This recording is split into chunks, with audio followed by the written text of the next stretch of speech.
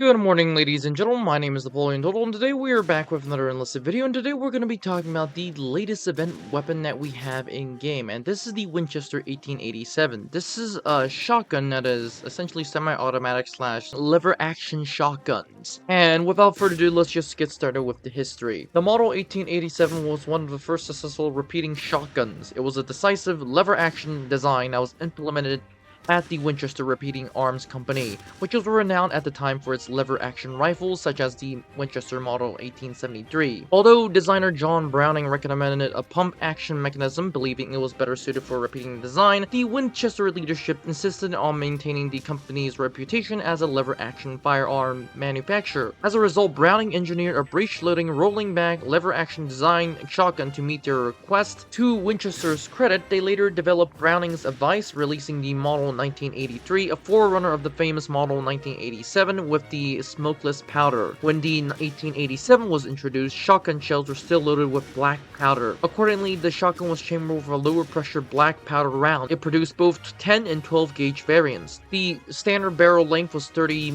inches, and the 32-inch barrel was only available by special order. In 1888, a special shorter 20-inch version was also offered. Some models features the Damascus steel barrels, which is actually interesting.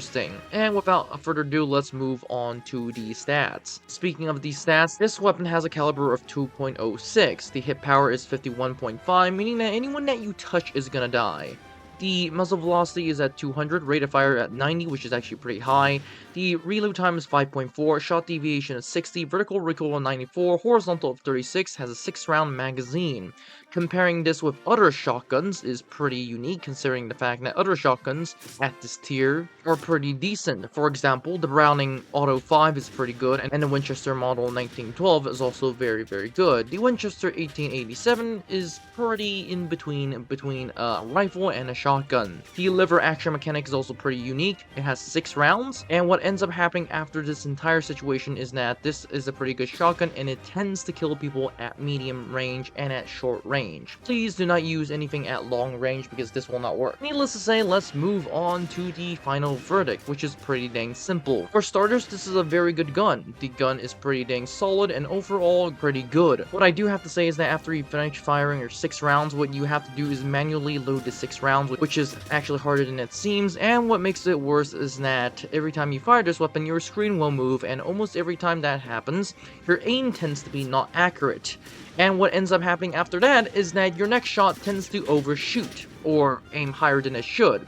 Hence, my suggestion is that every time you use this thing, you aim it at the torso level, and what ends up happening after that is that it tends not to go higher than the head, and if it does do a head, then, well, it's a headshot, so that's great. Overall, this is a pretty good gun, and in my personal opinion, this is a great shotgun, with the only caveat of being it's slightly hard to use, and it's slightly slower than the other shotguns that you could get at this BR.